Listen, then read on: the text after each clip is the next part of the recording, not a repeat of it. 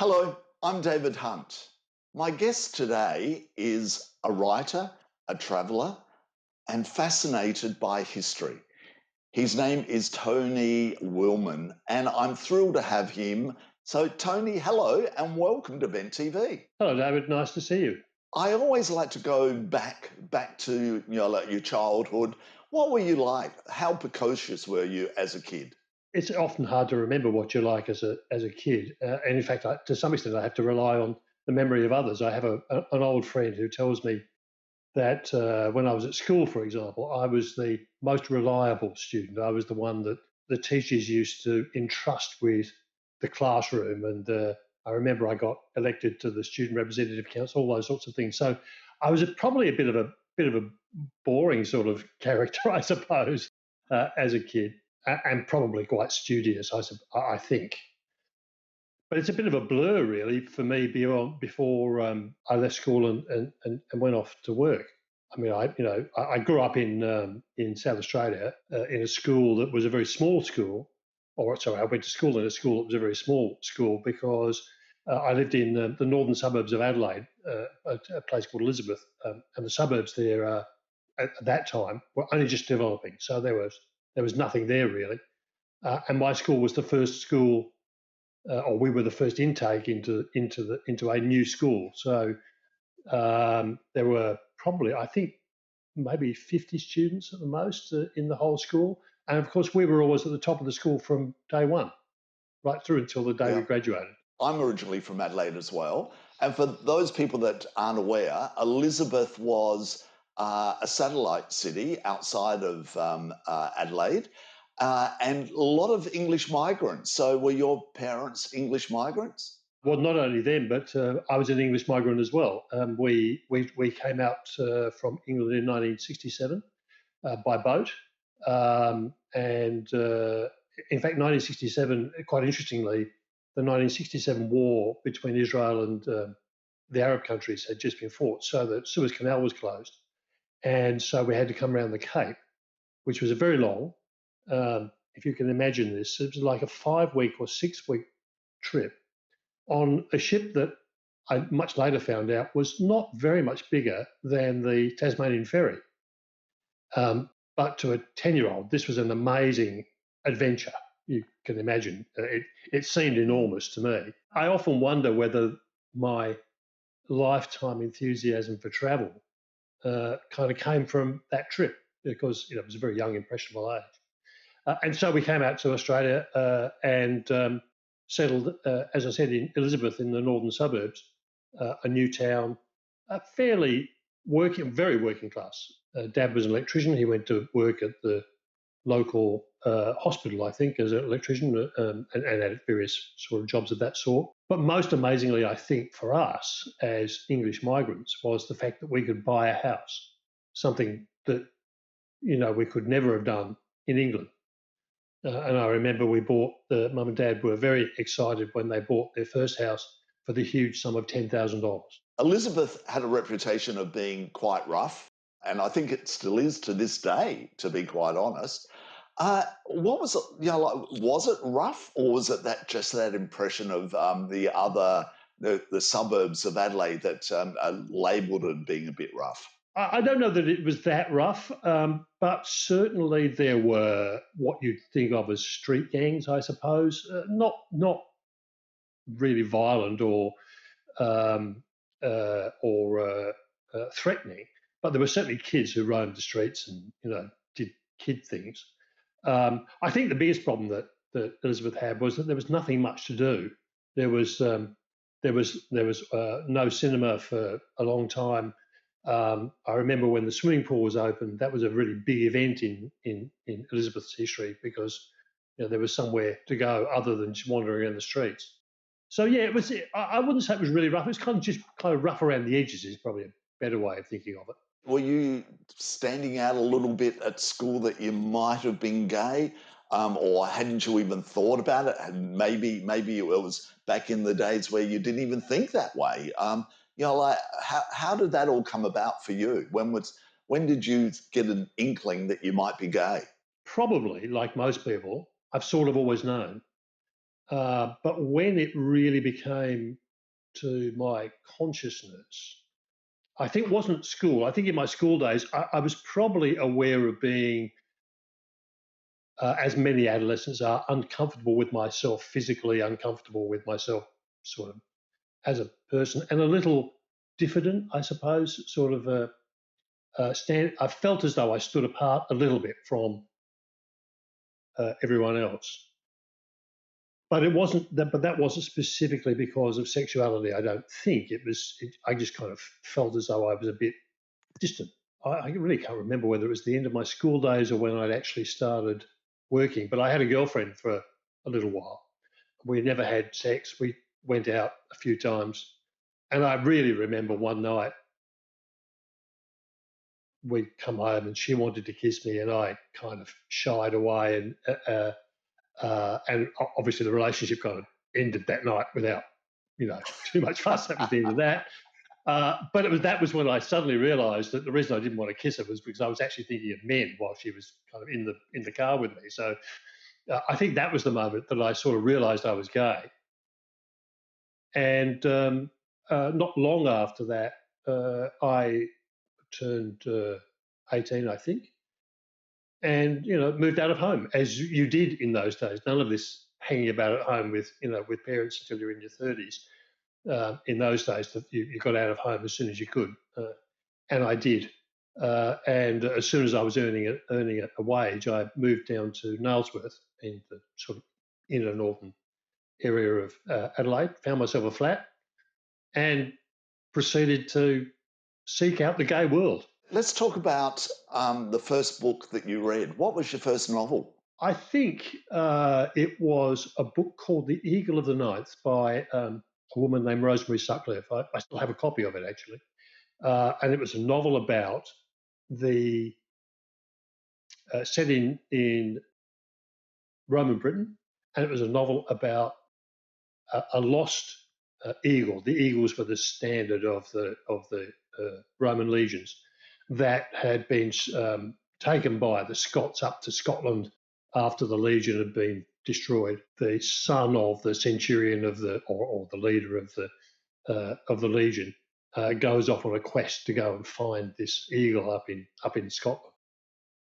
So that's the earliest novel I think I can remember reading, and it set me off on this fascination with history and historical fiction. And in some ways, it's the archetypical historical fiction novel. It's a fictional story against a historical background. Here you are in Adelaide, realising that you are gay. When did the big move come to move to Melbourne? And you've got a partner. You've had a partner for quite a while. You've mentioned his name a few times now, Robert. Did you meet Robert in Adelaide, or did you meet him in Melbourne? No, in Adelaide. We had kind of parallel lives. His family also came out from England in the 1960s, and they moved to the northern suburbs of Adelaide. In his case, they ended up in Salisbury, which is not very far away from Elizabeth. But we actually met in a pub, the Green Dragon in Adelaide, which anyone from Adelaide of my age will remember fondly as a popular gay venue in its day. It's now a pizza outlet, I think. There you go. As the way the world changes. And so that's where I met Rob. And by that stage, I was working. I had gone to work for BP. This was, it's interesting when you think about all the youngsters facing a recession today. I joined BP in 1974 or thereabouts, about that.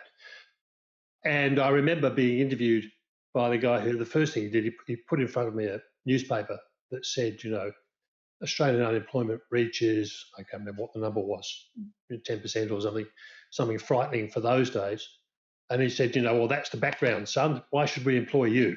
Very, very gruff, Anyway, I talked my way into it. It was what was they called it a commercial training scheme, where you worked for the company but studied part-time for your degree. So, which suited me perfectly. My parents didn't really have enough money for me to go to university full time, so I thought it was a great idea that I could work, earn an income, and study. So that was all perfect. And I thought, well, that's great. I'll stay here for a few years, get my degree, and who knows what happens. Well, 18 years later, I was still there, and about 2 years in, I got promoted and was moved to Melbourne, where all the jobs were. BP's headquarters was in Melbourne. That was where anyone of any ambition wanted to go. And off I went, dragging Robert behind me, poor man.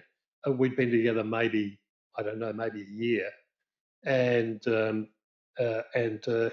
upped and headed across to Melbourne. And for about a year and a half, we had an interstate relationship, which in those days was a bit of a challenge because there weren't flights every 5 minutes. I remember he had to come over by bus. Yeah. Those sorts of things. That was really quite a difficult thing to do. And I'm amazed to this day that he didn't say, bugger this for a lark and leave me. But he came over and he's been with me ever since, 35 years. When did you tell your parents that, one, you were gay, and two, you had a partner? I told them after I'd moved out of home, maybe 6 months after I'd moved out of home, when I had a different partner actually from Robert, a New Zealander that I'd met and thought I was in love with.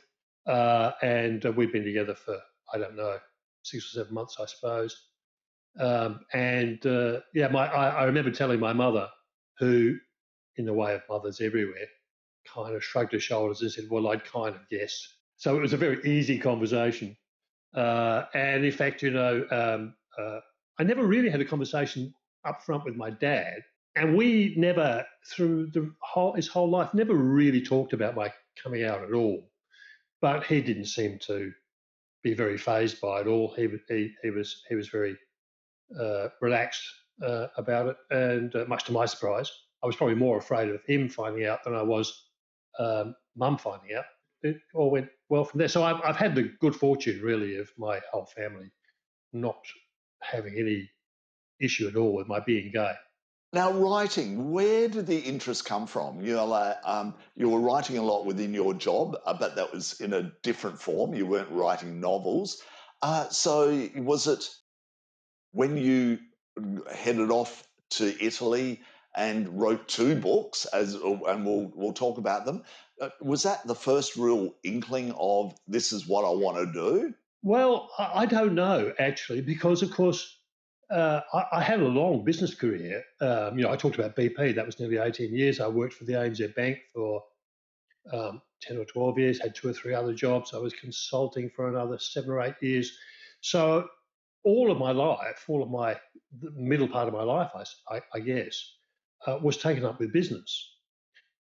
And, it was a reasonably successful, reasonably lucrative kind of career.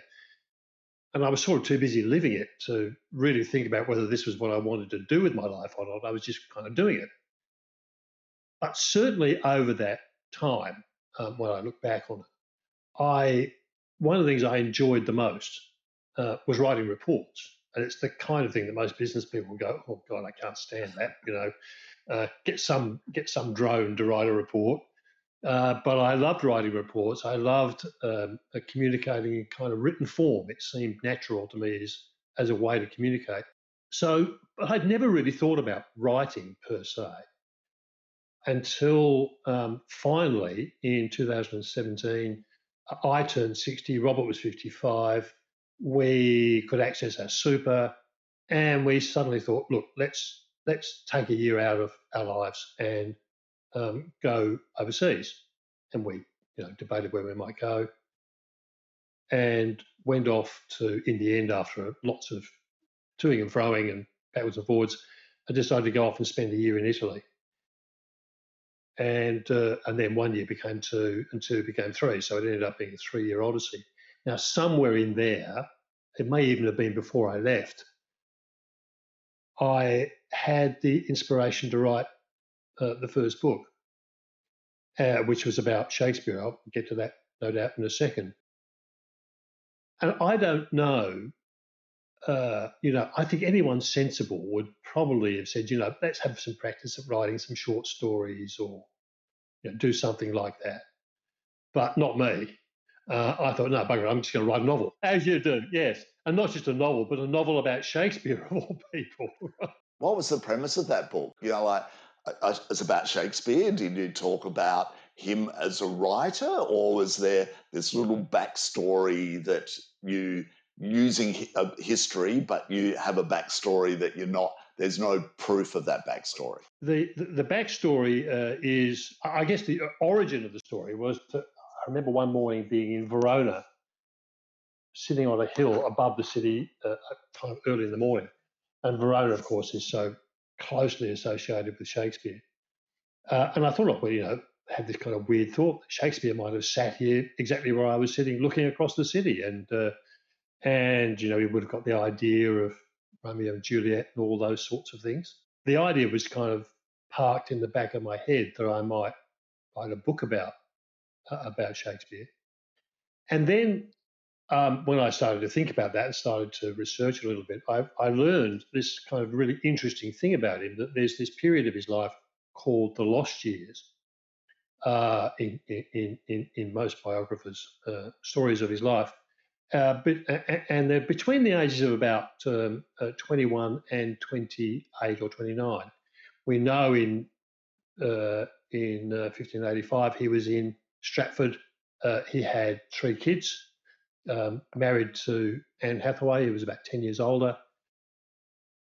And then he disappears completely from the historical record and turns up again 7 years later when an English poet named Robert Greene refers to him as this upstart crow, beautified by our feathers, a rather a fancy put-down kind of term. And we know from there on that by then he was an actor, probably a playwright of some kind, and that he and we know the rest of his life goes on from there. But there's this gap. The other thing that we know about him is that about his later work is that about a third of his plays are set in Italy. And so I thought, well, why not posit the possibility that he might have actually gone to Italy and been inspired to write the books from there. And so I came up with a plot that was about, first of all, how he got kicked out of Stratford in the first place. There are lots of theories, but the one I liked was that he wrote a bit of a scurrilous poem about a local landlord who more or less said, get out of Dodge, son, or you're in deep shit. And he goes off to London, where he meets Christopher Marlowe. And Marlowe famously was a spy, working for Francis Walsingham, who was the Queen's chief spy master. And from there, I concocted a plot that took him to Venice as a spy, and he gets into all sorts of adventures there. And the thing about the book in the end is that what's interesting, I think, about it is that I've tried to put into it not so much a literal here's where the idea for Romeo and Juliet might have come from, or the idea for the Merchant of Venice might have come from, but some of the incidents that found their way into the plays, and some of the colour and movement, if you like, that might have found their way into the plays later on. So it was great fun to write, I have to say. Fascinating premise. I love it. Really love it. So, okay, here you go. You've got a book, so you're an overachiever in that respect, and you think to yourself, all right, we're still away, like having a good time. Well, why wouldn't you be? You're in Italy. And then the inspiration comes for a second novel. And this time it's set in Florence, one of my favourite cities in the world. Who's it about? It's about Niccolo Machiavelli, who some people will instantly recognise as a very important 16th century political philosopher. And if you don't recognise the name, you'll certainly know the term Machiavellian as being a synonym for all that's nasty in politics. So that's the kind of the character. and he lived in Florence in the late 15th, early 16th centuries. He had a career as a diplomat, and that's mostly what the book is about. Is his career as a diplomat. Again, like you're taking facts from history, but then you're twisting a little bit with an interesting story. What can you give us that, without giving too much away, because you don't want to give much away, you want us to read the book, which I'm halfway through it and absolutely loving it. What can you give our audience a taste of about where he might be going in this story? Perhaps it's helpful to talk a little bit about the inspiration behind it, to kind of get to that, because like most people, or like anyone who knows anything about Machiavelli, what I mostly know is his most famous book, The Prince, which is this kind of short sort of handbook of do's and don'ts for politicians. And I didn't know any more about him than that. I'd read The Prince at university, but that was all. And when I was walking past in the Oltrarno, the district on the southern side of the Arno where we were living, I walked past this hotel, the Casa Machiavelli, which happened to be the townhouse that the Machiavelli family owned in Florence. And it made me think, oh, I'll go and have a bit of a dig, do a bit of research. And I bought a biography, and I read it. And as I read it, I thought that just this man's life is a novel in itself, and particularly the time that he spent as a diplomat.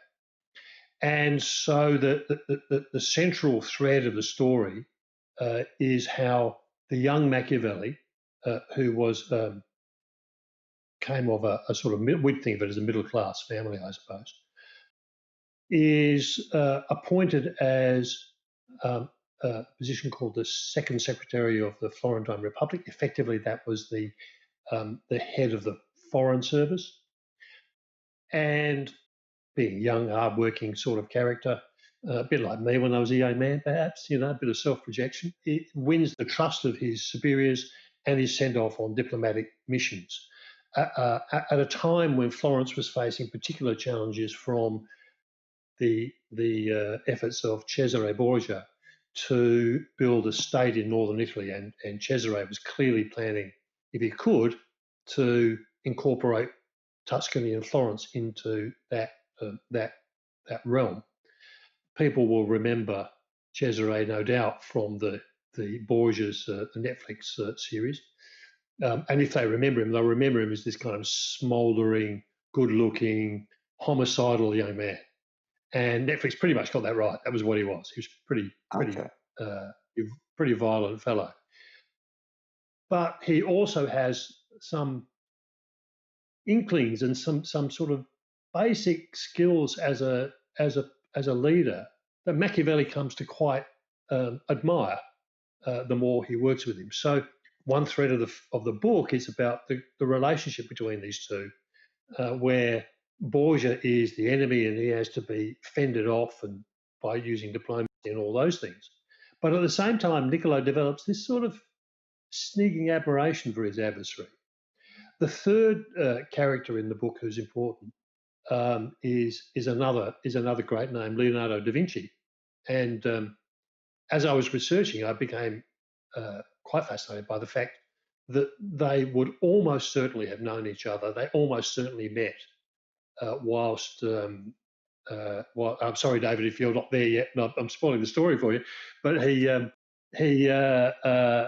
almost certainly met Leonardo whilst he was attached to the Borgia court, because Leonardo was working for Borgia as a military engineer, despite the fact that he was pretty much a pacifist.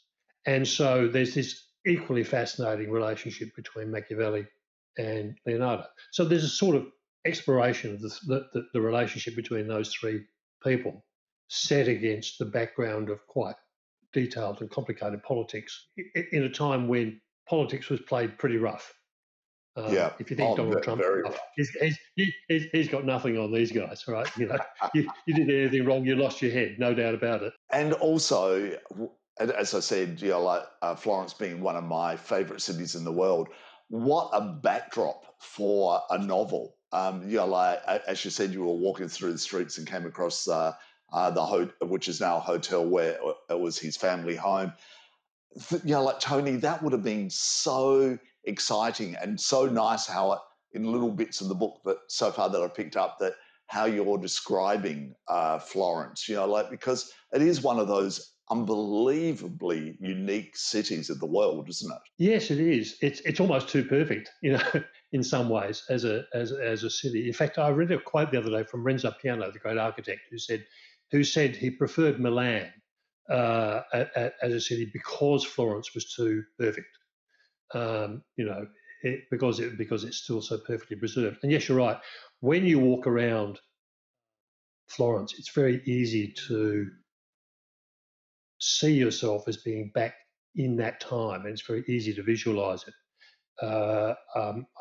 Niccolo Machiavelli's office is still there, the Chancellery office where he and his fellow clerks used to work on the third floor of the Palazzo Vecchio. And it was very special to be able to walk in there and kind of visualize this room, which today is just a kind of an empty room with three big windows that look across to the cathedral.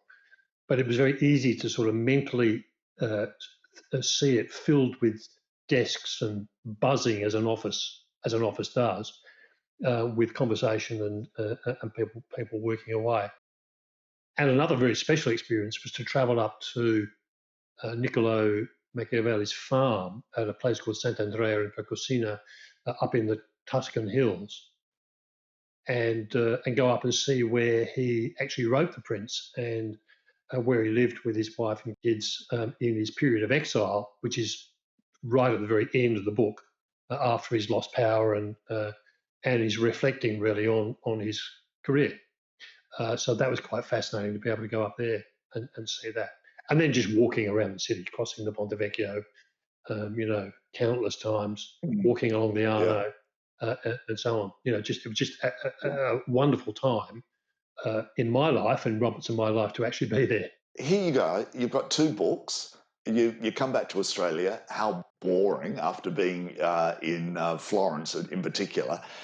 You got back just in time before this little virus hit the world, and especially in Italy. Reflecting on those 3 wonderful years, which I could imagine it would have been, 2 books, which is pretty damn good in 3 years.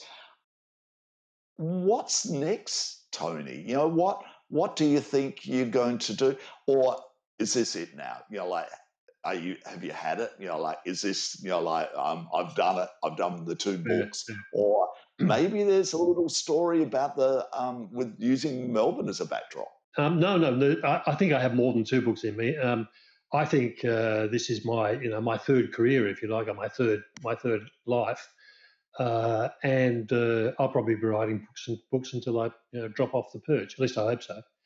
I'm working right now on a book that's a sort of a memoir of those 3 years in Italy, which is a great way to sort of integrate the experience and make some sense of it and make it meaningful to me. So it's kind of a nice process for me personally, but I hope it'll be something that people will be interested in reading.